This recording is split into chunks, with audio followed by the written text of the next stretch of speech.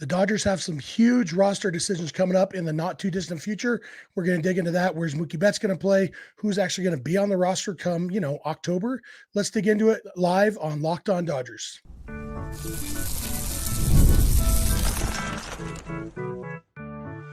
You are Locked On Dodgers, your daily Los Angeles Dodgers podcast. Part of the Locked On Podcast Network, your team every day.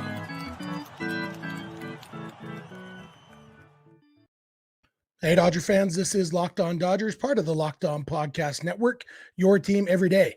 Thanks to our everydayers for being with us making us your first listen every weekday morning. And thanks to those of you who are with us live here on Thursday evening. Remember, this show is free and available on all podcast platforms and on YouTube simply by searching for Locked On Dodgers. So please subscribe wherever you're watching or listening right now and tell your friends all about the show. If this is your first time with us, my name is Jeff Snyder. My normal co-host is Vince Samperio, although it's just me today. Vince and I are both lifelong Dodger fans, just like a lot of you. We've also both spent time covering the Dodgers in the press box and the locker room, so we bring you the smart fans' perspective on our boys in blue every weekday morning. Today's episode is brought to you by FanDuel. Make every moment more. As playoffs wind down in other sports, the sports stop sporting like we want them to, but this summer, FanDuel is hooking up all customers with a boost or a bonus daily. And that's right. There's something for everyone every day, all summer long. Visit FanDuel.com to get started. And speaking of getting started, let's get started here. There is obviously no game on Thursday for the Dodgers. Dodgers kick off a 3-game series in Oakland on Friday. You wouldn't think that a series in August against the A's would be a big series, but it is, especially with the Padres playing 9 of their next 15 games against the Rockies and Marlins, who have shown some signs of life, but I mean, the Marlins traded half their roster last week. 6 of the games come against the Rockies, who knows what they're going to do. They've had decent success against the Padres this year, but they're not a good team. The other 6 are against the Pirates, who are at least fighting for a playoff spot. So, and have some good pitching. So that'll be interesting. But the Dodgers on their side just need to take care of business, and hopefully going in to face the A's will help with that. Although the A's have been playing pretty well lately. At least comparatively speaking, definitely hitting the ball well, hitting a lot of home runs. So it'll be interesting to see. But as we get ready for that, I thought I would dig into some of the stuff, kind of the fallout, maybe is the right word, from the trade deadline, because the Dodgers have roster decisions coming up. I saw my buddy Clint over on All Dodgers talked about Mookie Betts positioning earlier today. I deliberately haven't watched that yet because I knew I was talking about that tonight, and I didn't want to know what Clint said. Clint and I have actually talked about it a little bit in the past, but I wanted to make sure that my thoughts are different than his and independent from his, I guess. So that's the first thing we're going to talk about here. That they're in the second segment, we're going to dig into the actual roster and what moves are probably coming up. But we do know that Mookie Betts is hopefully coming back in the next few weeks. And there's been a lot of talk about where he's going to play. The fact is he's not a great defensive shortstop. I think my impression from talking to a lot of people is that I am more okay with Mookie's defense at shortstop than a lot of people are. And then I know some people have the concern that shortstop was wearing him down, and that's why he was struggling before he got hurt. And that's why they don't want him to play shortstop anymore. I think a lot of it was back in, the first 2 or 3 months of the season when Gavin Lux wasn't hitting. I think a lot of people wanted Mookie to just go back to short because Lux wasn't hitting and Miguel Rojas was. So it made a lot of sense to a lot of people to move Mookie back to second and have Rojas be the everyday shortstop. The reason they didn't do that, which we're seeing now, was that the Dodgers believed that Gavin Lux was going to get better, and he has, and hopefully he can keep that up. But now that Lux is hitting, and we know that Lux at shortstop isn't the answer, and we know that Lux in the outfield isn't the answer, which means Lux is probably the second baseman. And so really it comes down to shortstop or the outfield for Mookie Betts. And as our friend Elisheva Jones throws up here, she says Mookie's not good at shortstop, but he is great in right field. And here's the thing that another thing I think I might disagree with a lot of people on. I don't love the idea of Mookie Betts in right field simply because I think the two things that made him the best right fielder in baseball were having better speed than the average right fielder and having a rifle of an arm. And I don't know that either of those things are true anymore about Mookie Betts. That's my concern because, even last year when Mookie was playing right field a lot, the arm just didn't seem the same as it used to be. I really do believe that Mookie has lost a significant amount of arm strength. And we've seen that most of his errors at shortstop this year have been throwing errors, which again would kind of lean into that idea too, that I don't know how good Mookie's arm is anymore. And so when we think about, so that's one of my concerns about moving Mookie back to right field. I don't think he would be a Gold Glove right fielder anymore. Now, would he be better in right field than he's been at shortstop? I think probably yes. But then that kind of leads into the next question, which is, well, then who plays shortstop? Because I said when Mookie got hurt, I didn't like the idea of Rojas being the everyday shortstop because I thought that his offense was going to suffer from having to play every day, both because he's old by baseball terms, so getting worn down, and that Miguel Rojas's hot start offensively this season was probably at least due in part to getting advantageous opportunities, facing left-handed pitching, getting at bats when he had the best chance to be successful. And we saw that even before Rojas got hurt, his performance was slipping. Now the defense was good. We don't know if Miguel Rojas is going to be back this year. A forearm strain is concerning. And the Dodgers have signed Nick Amed, who is a lot like Miguel Rojas, very good defensively, can get you a hit sometimes, good contact hitter, not a great hitter. And so Amed is filling that role right now. I don't love the idea of Nick Amed being the shortstop, which then leaves Tommy Edman, who, when he comes back in a few weeks, he'll probably be back, close to the same time, probably a little bit before Mookie Betts is, but not a crazy long time before. Do you go with Tommy Edman at shortstop, knowing he's going to be a better defensive shortstop than Mookie? Then the question is, well, is Edman going to hit? There's going to be, they have a few options there at shortstop, but when you look at how the rest of the defense is going to line up, here's a crazy idea I had, and I don't really think it's a possibility, but it wouldn't shock me, would be Mookie Betts in left field. Because, like I said, one of the things that concerns me about Mookie in right is his arm isn't as strong as it used to be. What we know is that Teoscar Hernandez is a good defensive right fielder and a bad defensive left fielder. And so looking at Teoscar moving back to right field, put Mookie in left where the arm strength isn't as important, and the athleticism, I think he at least as athletic out there in left field as Teoscar has been. I think Mookie could be a solid left fielder.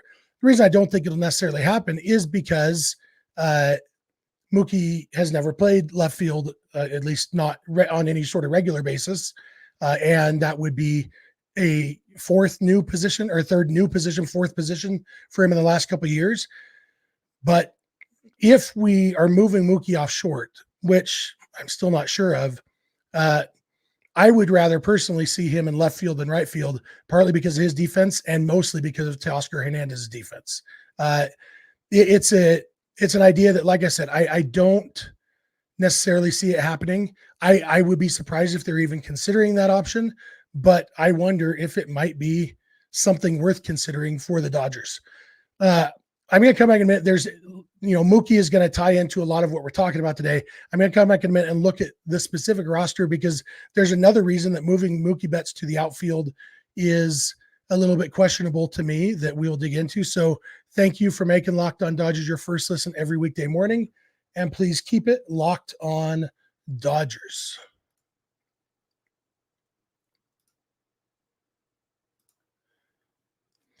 This episode is brought to you by FanDuel. Look, we love sports. We love them so much that we never want them to stop. But as the playoffs wind down, we get fewer and fewer games, and the sports just aren't sportsing like we want them to. But FanDuel lets us keep the sports going whenever we want. All we have to do is open the app and dream up bets anytime we are in the mood. And this summer, FanDuel is hooking up all customers with a boost or a bonus daily. That's right. There's something for everyone every day, all summer long. I was looking at the FanDuel odds for Friday and looking at the home run parlay options, and it's kind of interesting. The best odds, the highest odds to hit a home run tomorrow are Shohei Ohtani.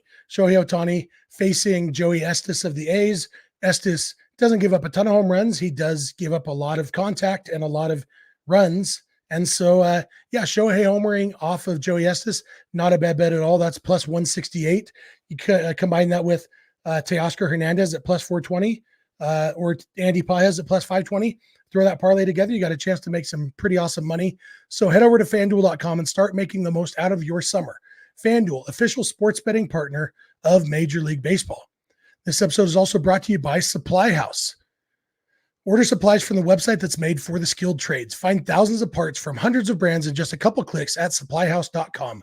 SupplyHouse.com gives you 24/7 access to a huge selection of plumbing, HVAC, and electrical supplies with fast delivery anywhere in the U.S. Need help with an order? Get industry-leading after-sales service from their friendly and knowledgeable customer support team and talk to a real person every time. And there's great news for plumbers, technicians, and contractors. Being a pro has its perks. Trade industry professionals can join their free TradeMaster program for free shipping and serious discounts on every order. Over 100,000 pros already trust the TradeMaster program to deliver results. Apply for your membership today and get a competitive edge on every order at supplyhouse.com/TM. Save money and time when you order online. Order plumbing, HVAC, and electrical supplies from supplyhouse.com. Real people, real service. Hey, I'm back. Thank you for making Locked On Dodgers your first listen every weekday morning. Thanks especially to our everydayers. If you're not an everydayer, it's easy to become one. Just watch or listen every weekday morning. And you can make that easy on yourself by subscribing wherever you're watching or listening right now. You can also go on the podcast and become a Locked On Dodgers insider by going to joinsubtext.com/LockedOnDodgers. It's a text message based service where you can hear our thoughts on news, rumors, whatever is going on before the podcast. You can text one-on-one directly with us. It's a lot of fun, just a few bucks a month with a free 14-day trial. So check that out. You can also check out Locked On Sports Today and Locked On Sports Los Angeles, 2 24/7 streaming channels on YouTube from the Locked On Podcast Network. Locked On Sports LA is where you can find the Locked On Dodgers postcast, hosted by Pete Fox after just about every Dodger game. So, be sure to check that out. Also, remember, you can catch every pitch of every Dodger game on SiriusXM or the SXM app simply by searching for Dodgers. Jumping in, let's break away from the roster talk for a minute. I see this comment in the chat. Any news on when Freddie will be back? We haven't heard any news. There was an update from Chelsea Freeman, Freddie's wife, going into detail about the health challenges that their son Maximus is facing, Guillain-Barré syndrome, which is very scary. When Freddie left the team, Freddie traveled to Houston with the team last weekend. And then on Friday, Maximus went into full body paralysis, and obviously terrifying for a parent. Freddie hopped on a plane. And we don't know. They said that Maximus has made great improvements lately, but it's still a long road. They're asking for prayers from everyone, and no indication when Freddie will be back with the Dodgers. Obviously, from a baseball standpoint, it can't happen soon enough, but from a people standpoint, I hope he stays away as long as he needs to, because being a dad always comes first for him, for me, and for all dads. So our thoughts and prayers are with the Freemans. That's the update on Freddie, which is there's no update other than on Maximus. So talking about the roster, and I mentioned this is going to tie into Mookie Betts still. So I guess let's jump right into that. One of the reasons that I wonder if they will move Mookie back to the outfield is right now on their active roster, they have 6 outfielders. You only need 3 at a time. Only one of those 6 can play the infield. That's Amed Rosario. But he has mostly played right field this year. Obviously, he can play second and short, and I think third base too. But he's mostly been a right fielder. And then the other 5 are Teoscar Hernandez, Jason Heyward, Kevin Kiermaier, James Outman, Andy Paez. The challenge there is you have Andy Paez, who's basically the everyday center fielder. You have James Outman, who's a better defensive center fielder than Paez, but doesn't hit very well. And you have Kevin Kiermaier, who's a better defensive center fielder even than Outman, but doesn't hit very well. There is definitely a sacrifice there. And then when Tommy Edman comes back, Tommy Edman can play center field at a very high level, probably somewhere between Outman and Kiermaier level defensively. But We don't know what they'll get from him offensively. But the reason I want to talk about the roster here is because we saw our first roster move today when the Dodgers officially activated Kevin Kiermaier and they officially sent Hunter Fiducia back to the minors. That was the obvious move for Kiermaier because Fiducia was only on the roster because Freddie was out, and Fiducia got the call because he was the only. He and Diego Cartaya are the only position players on the 40-man roster who weren't either in the big leagues or on the injured list. That's why Fiducia got called up. If the Dodgers had a different option, somebody who maybe might have got some playing time, they would have, but it was third catcher time. And so Fiducia going down for Kiermaier makes sense. But over the next few weeks, there's going to be a lot more guys coming back. We know that, probably next is Tommy Edman in the next 2 weeks or so. At that point, it's either Outman or Pages going down, I would assume. Well, actually, hopefully before Edman is Freddie Freeman coming back. When Freeman comes back, I'm assuming the corresponding move will be Kevin Biggio being DFA'd. The one reason they might wait on that and might send Outman down or Pages, probably Outman though, instead, and keep Biggio is just because they won't need the 40-man roster spot until Edman comes back. So say Freddie comes back in the next few days, they send down Outman. And then in a week or two, when Edman comes back, they'll need a 40-man roster spot because he's currently on the 60-day IL. At that point, they probably DFA Kevin Biggio to open up that roster spot. Then you've got Mookie Betts coming back shortly after that. Well, then, that's when you start to think, okay, is Andy Pages going back to the minors too? Because if they have Kevin Kiermaier and Tommy Edman, do they need Andy Pages to continue struggling in the big leagues, or would he be better served back in the minors, getting more at-bats, trying to find his groove again offensively, find his power stroke again, all of that? I would guess that something like that happens when Mookie comes back. And then Muncy. If Muncy is really coming back in the next few weeks or so, well then, at that point, like who goes down then? Probably there's Nick Amed, who once they have Mookie and Tommy Edman, they don't necessarily need Nick Amed, although I would guess they want to hold on to Nick Amed filling that Miguel Rojas role. Amed hasn't played other infield positions like Rojas has. Amed played a little second base his freshman year, rookie year. I don't know why I just jumped into high school or college talk, but his rookie year played a little second base, but he's been basically only a shortstop for the last 10 or 11 years. But I assume he could play second or third if they needed him to, maybe as a utility infielder type. And with Rojas's return being unsure, you might want a guy like Amed as your backup shortstop in the postseason for defensive purposes.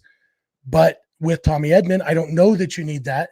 But you look at all the guys, Kike Hernandez is kind of the obvious odd man out at that point when Muncy comes back, because you don't need Kike to play third base anymore like he has been when Muncy's back.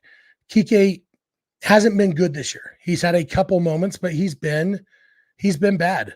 And so I feel like Kike, because of all the injuries, he's going to stay on the roster a little bit longer.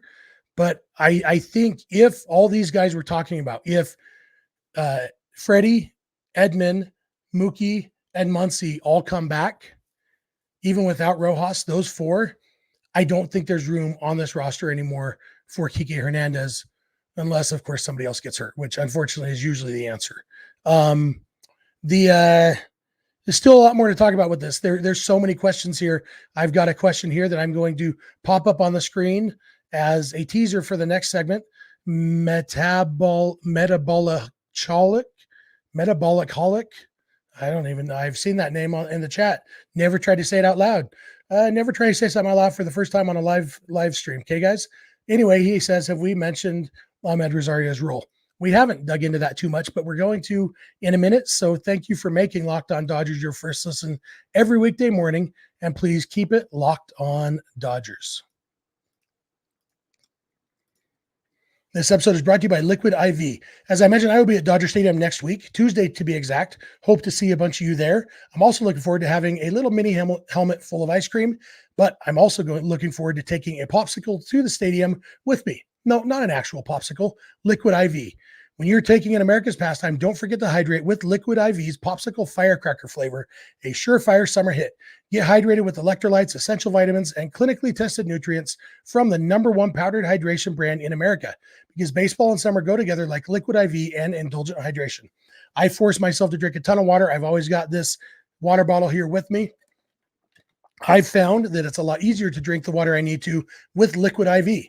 I love the Popsicle Firecracker flavor. The lemon lime is also delicious. You just tear open a packet and pour it in 16 ounces of water to hydrate way better than water alone. Powered by LIV Hydroscience, an optimized ratio of electrolytes, essential vitamins, and clinically tested nutrients that turn ordinary water into extraordinary hydration. It has 3 times the electrolytes of the leading sports drink, with 8 essential vitamins and nutrients, always non-GMO, vegan, gluten-free, dairy-free, and soy-free. No more thirsty summers when you indulge in hydration with Liquid IV. Get 20% off your first order of Liquid IV when you go to liquidiv.com and use code MLB at checkout. That's 20% off your first order when you shop Better Hydration today using promo code MLB at liquidiv.com. Hey, I'm back. Thank you for making Locked On Dodgers your first listen every weekday morning. Please become an everydayer by watching and listening every weekday morning. Thanks for being live with us. Love it here, talking Dodgers with you guys, even when there's not a game. Pretty awesome. Also, go beyond the podcast and become a Locked On Dodgers insider by going to joinsubtext.com/Locked On Dodgers. It really is a fun group. Texting back and forth with you guys. Really enjoy getting to know a bunch of you more individually there. So check that out. It's just a few bucks a month with a free 14-day trial. You can check out Locked On Sports Today and Locked On Sports Los Angeles over on YouTube, and catch every pitch of every Dodger game on SiriusXM or the SXM app simply by searching for Dodgers. So let's talk about Amed Rosario, shall we? I should have pulled up his baseball reference page before, but I've pulled it up now. So Amed Rosario has played mostly second base and right field this year. Second base, we're not really going to consider a ton other than one specific role that we'll talk about. But I guess we'll talk about that first. Gavin Lux has been hitting really well. I don't think Gavin Lux against lefties in the postseason is a good idea. And so I would guess that Amed Rosario will play second base against left-handed pitching a lot for the rest of the season, and maybe exclusively in the postseason, or at least something. And maybe they get more creative, move Mookie to second against left-handed pitching, but some combination of Amed Rosario, Mookie Betts, probably filling second base against left-handed pitching. The rest of the time, Rosario has hit left-handed pitching better this year, but not exclusively. He's not a platoon guy necessarily. He's got a 789 OPS against lefties, 723 against righties. That's a 119 OPS plus against lefties, 105 against righties. So not the interesting thing about Rosario in right field is that he hasn't hit for any power this season. He has 2 home runs. It's pretty remarkable that he has a decent slugging percentage. He's got a .417 slugging percentage despite only 2 home runs, because he does have 3 triples, 17 doubles. So, some extra base stuff there, but a lot of that, like his isolated power is only 110. Just not, he's batting .307, .417 slugging percentage. That's what isolated power is. It's basically what chunk of your slugging percentage is coming from extra base hits. And for him, it's not a whole lot. That doesn't necessarily mean you can't play right field. It just means that you got to be getting offense other places, because right field is typically an offense first position. And the fact is, a 114 OPS plus is good, even if it's not coming from power. It doesn't have to be the traditional power hitting position, but I wonder if they might go, because Rosario this year has played second base, right field, third base, and shortstop. And so they might make him a super utility guy. And maybe that expedites getting Kike off the roster. If they've got another guy, if you've got Rosario and Edman who can play between the two of them, all the positions, I don't think you need Kike Hernandez on the roster anymore. But yeah, Rosario's role is going to be interesting to see. It's something that until we see what they do with him, and again, we might not know right off the bat because there are still these guys coming back from injury who Rosario's role might start as one thing and then adjust from there as Mookie comes back and Edman comes back and everybody else. Interesting comment I want to throw up because this is who I was going to talk about next. Mark Noah Sotelo says, how does Jason Heyward avoid any scrutiny? His regression year was Matt Kemp predictable. Everydayers know that Jason Heyward does not avoid scrutiny. I have concerns about Jason Heyward. I like his veteran leadership. And, you also know I am a firm believer that veteran leadership can come from the injured list. It doesn't need to come from the active roster. And with Heyward, he still has that lightning in a bottle sometimes. He's a guy who, for me, if we had run around third and one out and needed a sac fly, Heyward would be not at the top of my list of who I want up to bat, but near the top. Like Heyward is a guy, even though it feels weird because Heyward hits so many ground balls to second base. Like sometimes you think Heyward has a crush on the second baseman and this is his way of flirting with him. That's how much Heyward grounds out to second base. It's ridiculous. But also, I feel like he is a guy who understands situations and can often put the bat on the ball. He's got, I thought I had Heyward's page pulled up, but I didn't. But I think, let me see, he's got 3 sacrifice flies this year, which is actually tied for his career high. There are things that Jason Heyward brings to the table. He still plays good defense, not elite Gold Glove defense like he used to, but still plays good defense. And so I don't hate the idea of Heyward getting some starts against right-handed pitching in right field. I don't hate it, but I do kind of agree that Heyward is hanging on. And maybe when you look at the fact, like I said, the Dodgers do have 6 outfielders on their roster right now. And if they do decide to move Mookie back, well, yeah, if they move Mookie to the outfield, then Heyward probably is expendable at that point. And maybe they say, hey, Jason, how's your back feeling? And he says, it's fine. And they say, no, Jason, how's your back feeling? And he's, oh yeah, it's hurting, Skip. Okay. IL time. Heyward is a guy who obviously he hasn't been terrible. His OPS plus is 95. It's quite a bit worse than it was last year. Still better than most of his time in Chicago. So the regression hasn't been full, but also he is almost exclusively facing right-handed pitching. And so when you factor in that he was an everyday player in Chicago, yeah, he probably is close to a full regression. But he does bring enough things to the table that I think he might survive the roster crunch if they don't move Mookie to the outfield. If they do, there might not be room for Heyward. Looking at the roster, like this isn't even getting into the pitching side of the roster that we're going to have to get into at some point, because the Dodgers, as much as the bullpen has struggled, they have a lot of pitchers and a lot of guys on the injured list who they're expecting back, and a couple guys in the minors who might be options. I think there's probably like 21 guys who are options for the Dodgers 13-man pitching staff in October. And that's something we'll dig into another day, because we could probably fill a full 30-minute episode about that. So we won't talk about the pitching much here. The Metabuglalachalik, whose name I can't pronounce, also says, and of course, Chris Taylor, when he's back, yeah, if Chris Taylor comes back, he's going to have to earn a spot, honestly. I've said many times this season, there's definitely no room on this roster. There's no need to have both Chris Taylor and Kike Hernandez. I've thought that all season. Mostly injuries have kept them around. Throw in Tommy Edman and Amed Rosario. I don't know that there's room for Chris Taylor either. Obviously, if Taylor comes back healthy and in a rehab stint, he's hitting really well, they're going to put him back on the roster and see what's there. But I think he's going to have to earn a spot. I don't think Chris Taylor on the postseason roster is just a given, even if he's healthy, because he's going to have to earn his spot. And that's true, honestly, for a couple of the guys they just got. Kevin Kiermaier, there's going to be a sentimental thing because he said he's retiring after this year. They're going to want to get him a chance to win a World Series title before he retires, all of that stuff.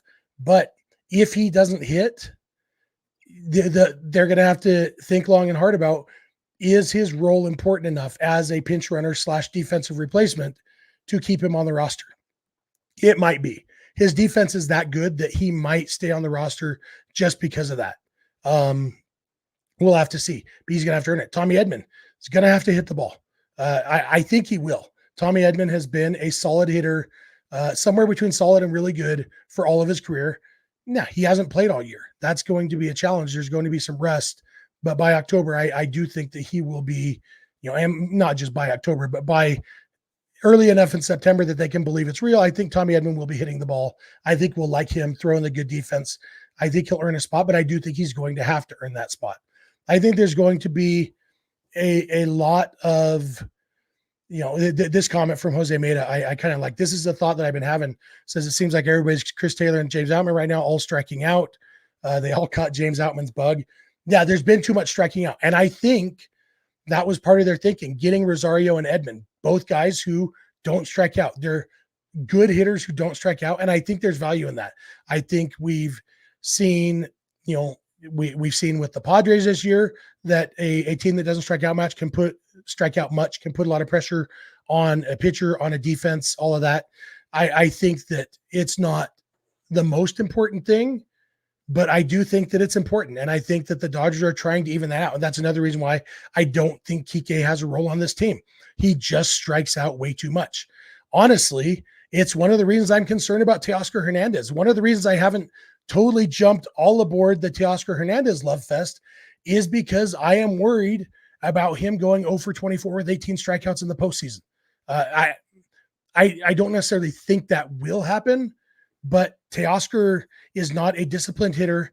And when, he goes through his streaks, when he's laying off the slider 6 inches outside, he's a very good hitter. If he makes him throw the pitch in the strike zone, he doesn't always do that. And I am concerned about that. And now if they can surround him with enough other contact hitters, Kevin Kiermaier in his career has been a good contact hitter, not this year. So we'll have to see what that is. But if they can have enough contact hitters, because you're going to have Max Muncy, who's going to have his strikeouts, Mookie and Freddie and Ohtani and Smith all have better than league average strikeout rates. I'm not too concerned about them. Obviously we wish they wouldn't strike out at all, but that's the trade-off you get for the kind of production you get from them. But then Teoscar and Muncy, they may have to split them up in the lineup just because of the strikeouts. So we'll see what's going to happen. But I'm actually excited, like a little bit like a kid on Christmas Eve, just because there's so much coming, so much change coming for this Dodgers team over the next few weeks. I'm excited to see what it is. Hopefully I'm excited to see the Dodgers sweep the A's this weekend, right that ship a little bit heading into the series, tough series with the Phillies. I hope they can win a game or 3 against the Phillies, especially on Tuesday when I'm there. That'll make me happy. But so much coming for the Dodgers. That's going to do it for me for tonight. That's going to do it for us for this week. We will be back with you Sunday night to recap the A's series, talk about all that, hopefully have some updates, more updates on these guys who are coming back. So thank you for being here with me live. Thank you for making Locked On Dodgers your first listen. If you're not an everydayer, it's easy to become one. Just watch or listen every weekday morning. Make that easy on yourself by subscribing wherever you're watching or listening right now. We're available on YouTube and wherever you get podcasts. Just search for Locked On Dodgers. Also, check out Locked On Sports Today and Locked On Sports Los Angeles, 2 24/7 streaming channels over on YouTube from the Locked On Podcast Network. You can go beyond the podcast and become a Locked On Dodgers insider by going to joinsubtext.com/Locked On Dodgers. Text directly with us, one-on-one conversations, get our thoughts early, all that. It's just a few bucks a month with a free 14-day trial. You can follow us on Instagram, Twitter, and TikTok at Locked On Dodgers. Vince is on Twitter at Vincent91. I'm on Twitter at Snydog. You can DM both of us there. Also, a little bit of news. We are going to be having 2 new YouTube channels launching soon with Spanish and Japanese versions of this podcast. This show translated into Spanish and Japanese on their own channels. So if you are one of the many people catching us from Japan, it'll be available to you in your language soon. Also, I know we have several listeners in Mexico or native Spanish speakers from other places. We really appreciate you. That'll be available soon. We'll keep you updated on that You can email us, lockedondodgers@gmail.com, or send us a voicemail or a text message to 323-863-LOCK, 5625. We are here every weekday morning, and we hope you'll be here with us. When you get in your car or sit on your couch, tell your smart device to play podcast Locked On Dodgers. And remember, you don't have to agree. You just have to listen. We'll talk to you on Sunday night.